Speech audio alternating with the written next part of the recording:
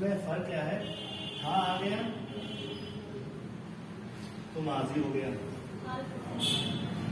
ہے ہو گیا پریزنٹ ہو گیا، ٹھیک ہے، کرے گا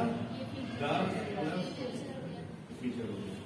یہ قواعد ہے، اس کو مطلب قواعد کی ابتدا ہے ایک طرح سے، ٹھیک ہے.